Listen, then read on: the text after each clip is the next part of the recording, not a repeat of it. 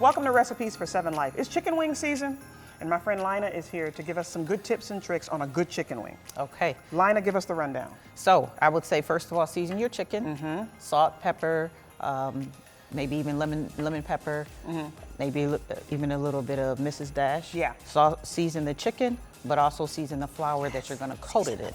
Yes, season the flour, and you can use those types of seasonings right in the flour. Same seasoning. Same seasonings. Yes. I like how you use the paper bag. Right. It makes it taste better, right? Yeah, shake it up, make sure it gets really coated in the bag so that when you fry it, it's an even coat on it. How hot is the grease? So the grease is going to be around 375, 400. You can kind of test it if you put a little flour in the grease, just a little dab, and it starts to sizzle, you pretty much know it's ready. Okay, you're popular in the Buffalo area. Give us your story. So my dad started selling whole chicken wings in the early 60s.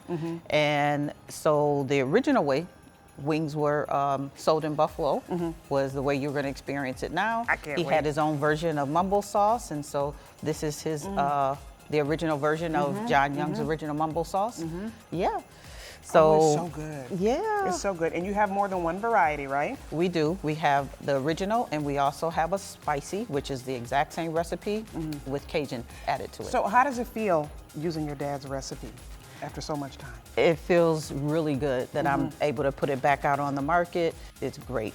And many people are really enjoying it and remembering my dad, so hopefully you'll do the same. I love it. Stop at our local Tops, get your chicken wings, get all your seasonings, and then look up Miss Lina to get this beautiful, amazing sauce. Head over to wkbw.com/7life to get this recipe and so many more.